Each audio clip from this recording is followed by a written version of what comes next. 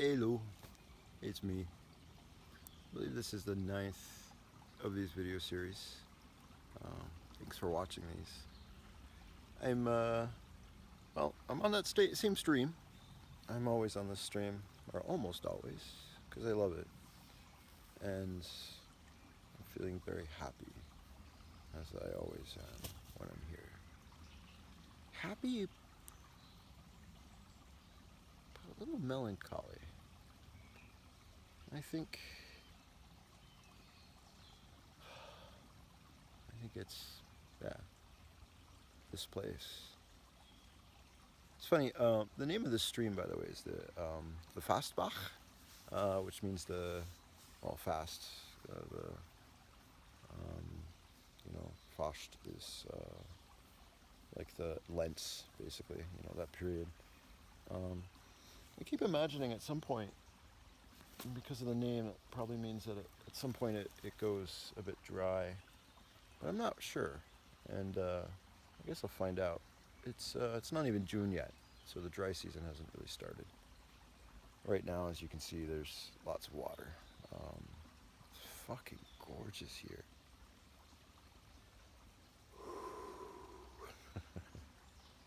I have such intense emotions, I guess, when I'm here. And it's funny, usually a forest is a place I go by myself to sort of be myself. But when I'm here, I talk to you guys. Well, not every time I'm here, but yeah. So, in the opening, I'm pretty sure I caught it all. I was trying to show you the reflection of light on water, and or light from water, excuse me, onto other things. It started out with the light rippling on branches. I think I caught a couple of other ones. And I was also trying to show you the reflection of the sky on water. The reason for that, well, besides that it's beautiful, I call that, how do I explain this? A gate to Arianrhod. So last week I talked a little bit about alder, and I'm sitting underneath a really big alder. It's gorgeous, and it feels very safe and feels like home. This whole place feels like home. But anyway, but I figured this week maybe I'd talk about Arianrhod. I'm going to tell you a story. So when I was 8, I lived in a shack, kind of an A-frame monstrosity that no human should ever have lived in. It was myself and my 2 sisters and my dad and my mom. My dad was a very abusive man. He beat me a lot. And my mom was mentally disabled or developmentally disabled, however you want to call it. And she later developed schizophrenia. It was a miserable, poor, tragic life. But I had some beauty in it. One, I had books. I'd go to the library and read. It was very far away, so we only get to go once a month. So I'd take a big stack of books and try not to read them before I got home because I was a very fast reader. And so that was one joy that I had, one bit of life that was always there for me. Another one was streams. There weren't any streams where we were necessarily. There was a ditch that I would play in. You're not supposed to play with ditches, play in ditches, but I did. And then sometimes by my grandmother's house, actually by my grandfather's house, there was a small creek. And I would play in there for a little bit and just watch the water go by, like I do here now. This place reminds me a lot of Appalachia. The other joy I had, the other thing that got me through, was the stars. So, where we lived was the middle of nowhere. No street lights, no cars, no city lights. And so at night, when it was clear, you could see billions of stars. And I would go out, I would sneak out of the house. I wasn't supposed to do this, but I did. I'd sneak out, I'd go stare at them, and I'd go talk at the stars and be like, hey friends. Because I really felt like they were friends. I mean, I guess an 8-year-old, you kind of feel like everything is a friend, and if you don't have many friends or you need friends, stars are good friends to have. But actually, they were my friends. Like, well, I wasn't just making it up. I would talk to them, and they talked to me. I don't know how to explain that exactly, but let's just go with it for now, yeah? Um, it was funny too, sometimes I'd sneak my sisters out and I'd tell them stories about the stars that I made up. Um, really cute stories. They loved them, and I loved telling them. But one night, I had this dream. I remember it so well. As I said, I was 8 or 9, and I had this dream where I looked out my window. I was sleeping in this kind of unheated side room that was kind of used for storage, but that was my bedroom. I slept on a old broken couch with springs coming out of it. It's a little bit too short for me, but you know, it was a bed. I guess not all kids have their own beds. I heard a noise. I look out my window, and I see, like in the front yard, which was mostly a clay pit with a little bit of grass in it, I see there's a spaceship. Now, I tell you it was a spaceship sounds kind of weird, but that's what it was. It was a spaceship. I recognized it as a spaceship. It was a weird looking one, but I still knew it was a spaceship. And I saw a guy who was standing right outside of it. The door was open, and he wasn't wearing a space outfit necessarily. I remember he dressed funny, but it didn't look like the astronaut outfits that I saw on television. We had a black and white TV with 3 channels, so I don't know how many astronauts I really saw, but he didn't look like those. But I went out to go see him, and so I went outside, and I walked up to him, and he seemed like really familiar. I remember he had kind of gold hair, gold or silver, and I couldn't remember exactly which one. It was one of those. He's like, "Hey, you want to come inside?" And I said, "Yeah, I'd love to see your spaceship." And he smiled at me, and he opened the door more so I could go in. So I followed him in, but it wasn't a spaceship at all inside. It was weird. It was like this big stone room. It was like old stone, like really old stone. And he wasn't dressed as an astronaut at all. I remember his clothes being kind of weird. He looked cool. It's just, I remember he was wearing something different. So, and there's not much in his room. It's like there's a table and there's a candle. And I remember there being a bell, and I don't remember why there's a bell. There's just like a little bell on the table next to the candle, next to the book. And there was a window that you could see outside, and all you saw was stars. And he told me that, what did he say?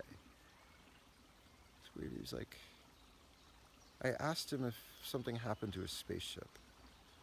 And he smiled and he said, it's like that. But I can't go back to the stars until you help me. I said, okay. What can I do? He's like, I need you to read this book. I was like, okay, cool. So I was really excited because I love books, right? So I open the book and I start reading. And it was this really big old book. And I remember the letters being weird. And there's lots of pictures, lots of drawings, but they were like blue and violet and silver. And sometimes when I think really hard, I can kind of remember the symbols. So there's lots of symbols.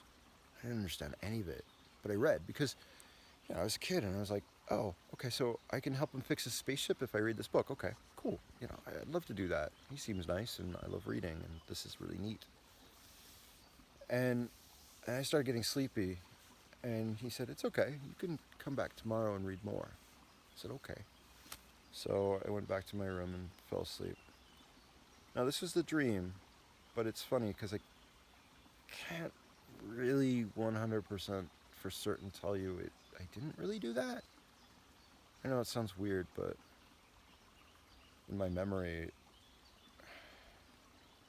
it's the same thing. So, anyway, so all through that day, I was really super excited to go to sleep because when I could go to sleep, I knew I would see him again and I could read more of the book. And so that day passed like really long, but finally I could go to sleep. I went to bed, and as soon as I went to sleep, I started having the dream, and he was there again. He asked me if I wanted to read more, and I was like, yeah, okay. So I went into his spaceship, and it kind of seems like a monk cell. It's so hard to understand exactly where I was. It's in a tower. Um, and so I read more of the book, and this happened every day for more than a week. I say like 8 or 9 days until I finally got to the end of the book, and I was really excited to tell him, "Hey, I finished the book." And he said, "Okay, I can go home now." And I got a little panicky because I realized I don't remember anything I just read. And I told him that, like, I just forgot everything I read. He said, "Oh, it's okay. You'll remember it later." And then he left, and he went back to the stars, and I never saw him again.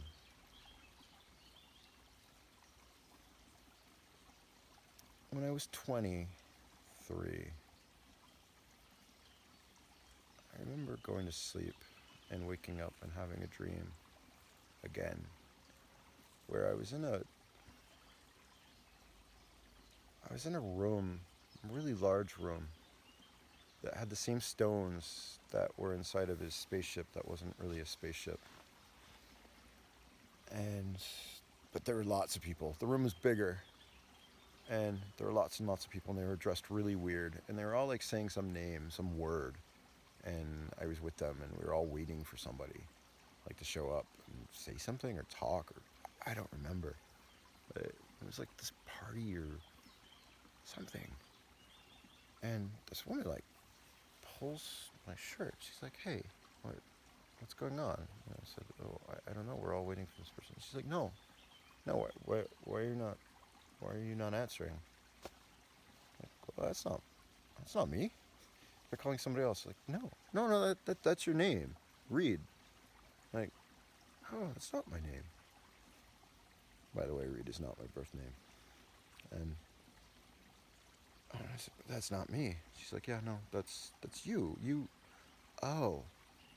And she stopped for a second. She realized, "Oh, you don't know it yet, do you?" Like, "No, that's not my name." She's like, "Okay, that's the name that everybody calls you later." Like, "Oh, really? Like, how do you spell it?" She wrote it down on like a piece of paper, put it in my hand, and I was staring at it. And then I woke up. So the next morning, I guess I was 23. I just started going by that name because that was the dream. I've had lots of dreams like that, lots of moments like that. And when I first heard of Aaron Rod, it made sense. So perhaps you know this. I'm sorry, I'm watching a rabbit skitter by. Oh, it's a fox. Cool. Um, yeah, neat. So Aaron Rod, she's a Welsh goddess. Her name in Welsh means silver wheel, which if you stare at the stars long enough, or you can see this best on still motion photography, you see that the stars wheel around you. It's weird, the lore and the Mabinogia about her, and also some of the other things she has a spinning tower. It's a tower that turns in the stars. So I sometimes wonder if that was the tower I was in. I know, 8-year-old in Appalachia having a weird dream of an astronaut who isn't an astronaut. I don't wonder if that's where I was. I'm pretty sure I was.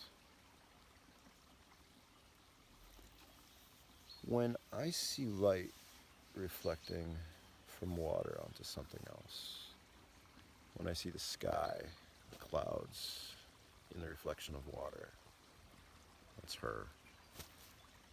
That's how you find her.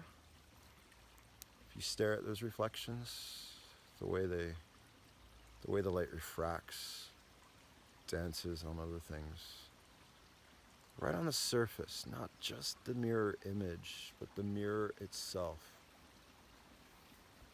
You stare long enough, you'll see her? I say see. That doesn't, it's not the right word. You'll be there in that tower, in the stars.